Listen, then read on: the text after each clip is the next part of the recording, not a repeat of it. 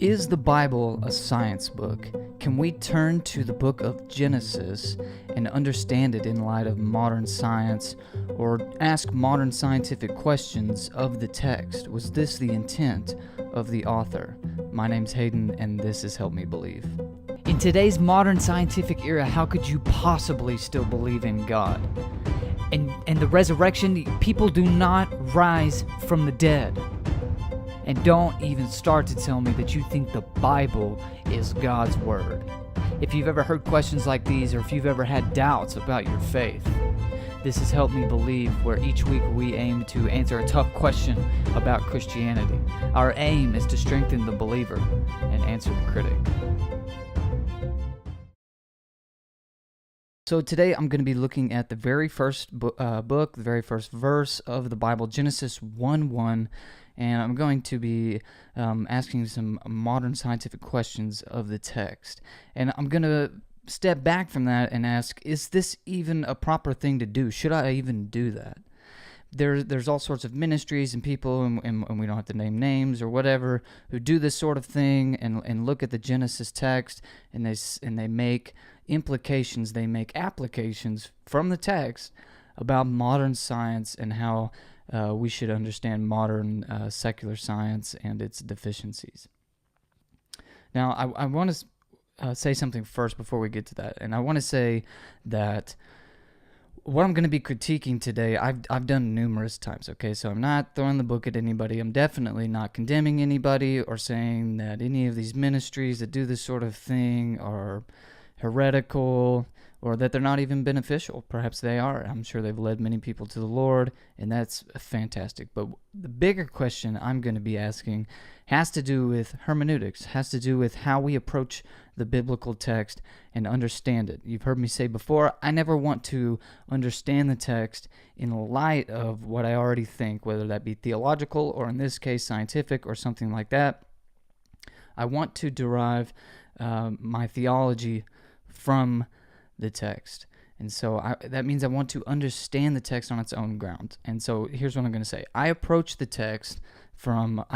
to approach the text from a historical, grammatical point of view.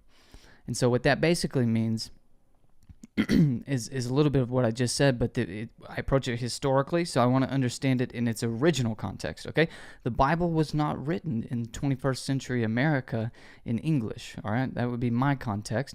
It was written in the ancient Near East in Hebrew, okay? So I need to understand that culture, or to some extent, that'll at least help, and it'll also help to understand the original language. Now, I am not an ancient Near Eastern scholar, and I'm not a Hebrew scholar. What I have, and what I recommend to you, by the way, is a Bible, a modern English Bible, as well as there's plenty of free tools that you can get. And so I do want to recommend this to you. I'm on my laptop here. I have pulled up the Logos Bible software, and I got this for free just the other day. It's Logos 7 Bible software. I don't know if it's still free or how I got it for free, but I just saw it, clicked on it, downloaded it, and I really like it. I've used other Bible softwares in the past, so I'm sure there's other great stuff out there, but this is a Bible study tool, all right? This isn't a devotional to make you walk away with a one-liner that you can tweet about and make you feel good and contemplate and really meditate on this and feel really good, okay?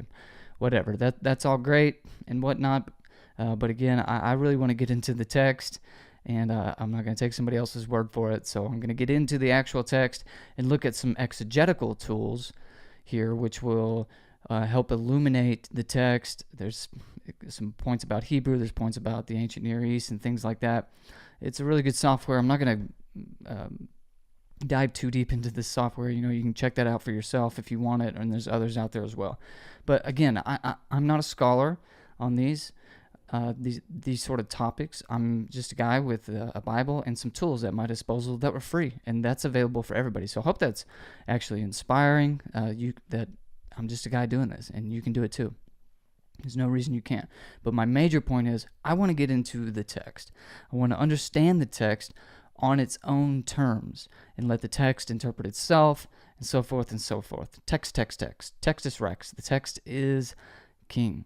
All right? I want to derive my theology from the text. I don't want to approach it with any preconceptions. Now, that might actually be an impossible task, okay? So I want to do the best that I can. And so we approach the text, Genesis 1:1, and I'll actually read the first 3 verses. Let's just go ahead and read it. It says, "In the beginning God created the heavens and the earth.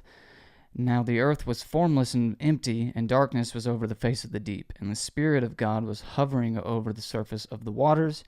And God said, 'Let there be light.' And there was light." Easy enough, right? But I look over here on my exegetical tool, my little commentary over here, and it has a note on Genesis 1:1. It says, Genesis opens with the Hebrew phrase Bereshith, typically translated as "in the beginning." There are 2 possible interpretations of this phrase. So right from the get-go, we have a little bit ambiguous language. There's a specific, absolute beginning of all time, or a non-specific, general beginning of God's work of creation. Now, the Hebrew phrase does not include the definite article "the," which allows for 2 interpretations.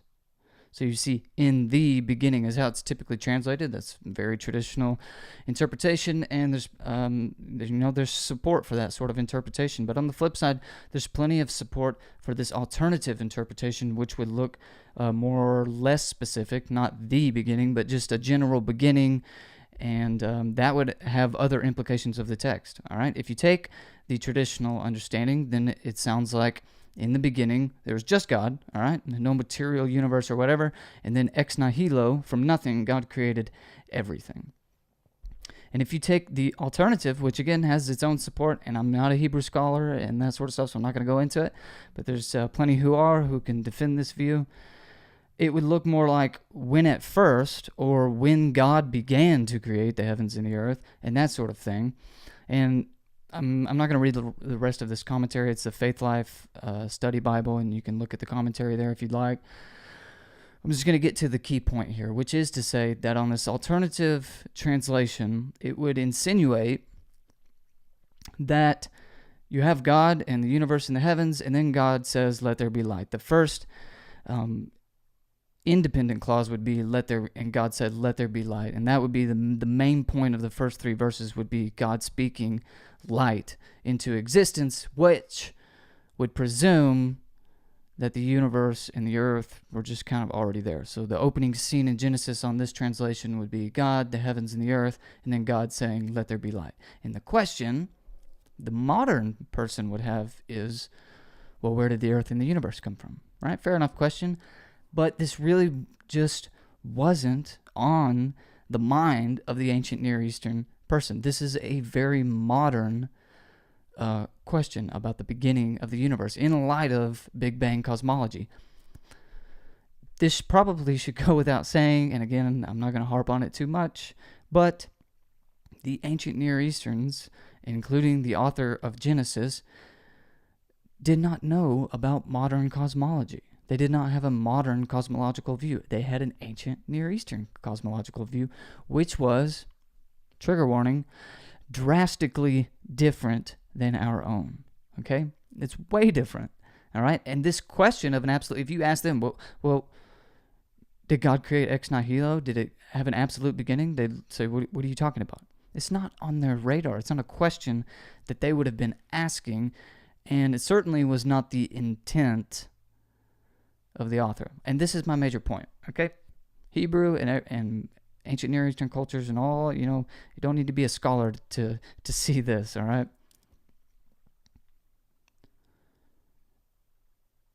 Is the intent of the author to make a statement about modern cosmology?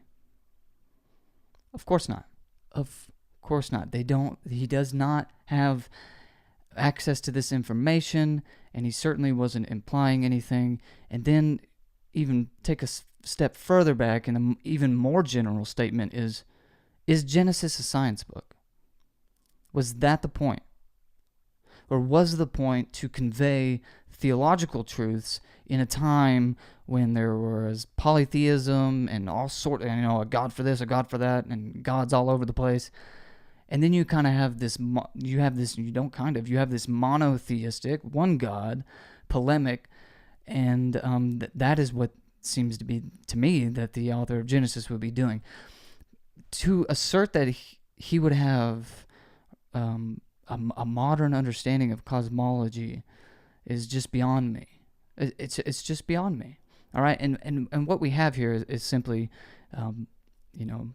somebody might disagree with modern cosmology and this sort of stuff, and so they read this sort of stuff into the text, and they lay their preconceptions onto the text without considering the historical, grammatical context of the text.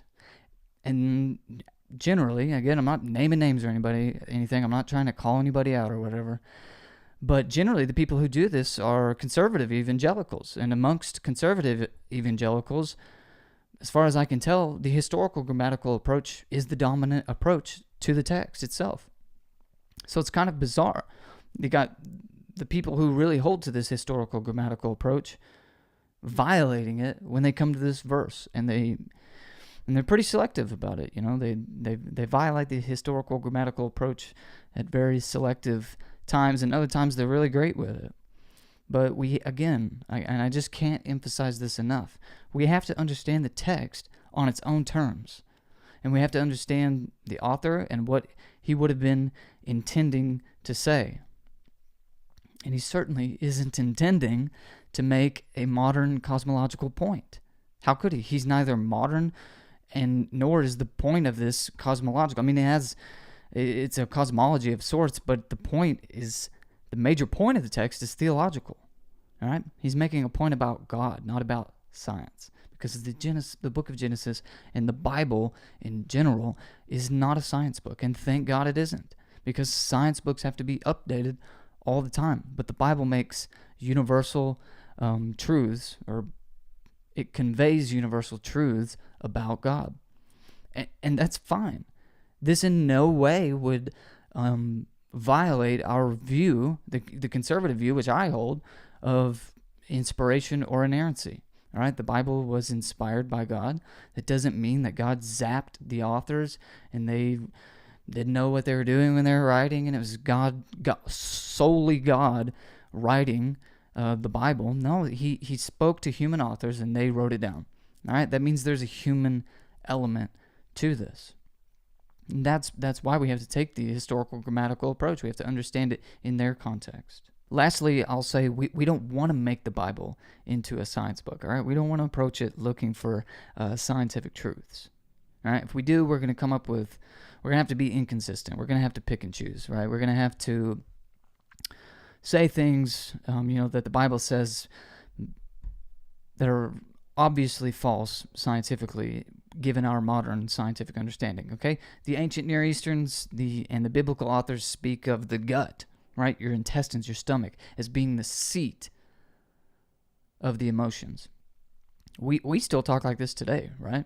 We say that came from the heart, right? You're speaking from the heart. That was really heartfelt. Your heart does not control your emotions. Your brain does, right? The word brain is not even in the Hebrew language in the Bible, first of all.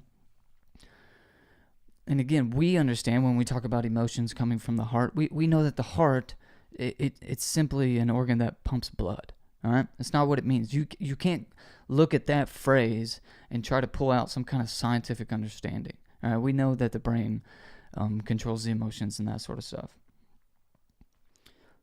But the Bible speaks of the seat of the emotions as the intestines. And we also know that isn't true. It's not true, all right? The intestines do not control your emotions. But they're not trying to convey a scientific truth, all right? It's obviously, metaphorical or something like that. God has every opportunity in the text to correct that sort of thinking, to convey some kind of scientific truth, and he never does.